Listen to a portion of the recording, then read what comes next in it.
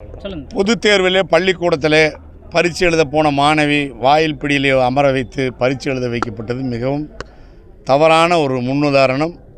திராவிட முன்னேற்றக் கழக திராவிட மாடல் ஆட்சியில் கல்வி தரம் குறைந்து போனது மட்டுமல்லாமல் மாணவ மாணவிகளிடையே வேற்றுமை உண்டாக்குவது மிகவும் வருந்தத்தக்க ஒரு செயல். அது இந்த ஆட்சி நடவடிக்கை எடுக்காது. இந்த ஆட்சி நடவடிக்கை எடுக்கிறதுக்கு உண்டான வாய்ப்பு கம்மி. அவங்களுக்கு பொறுத்த வரைக்கும் எல்லாமே பொய் ஜாலம், மாயாஜாலம் தான் செய்கிறார். எதுவும் சரியான திட்டமிட்டு எந்த பணியும் நல்ல முறையில் செய்வதில்லை.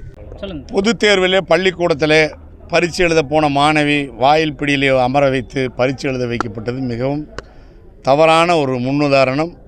திராவிட முன்னேற்றக் கழக திராவிட மாடல் ஆட்சியில் கல்வி தரம் குறைந்து போனது மட்டுமல்லாமல் மாணவ மாணவிகளிடையே வேற்றுமை உண்டாக்குவது மிகவும் வருந்தத்தக்க ஒரு செயல்.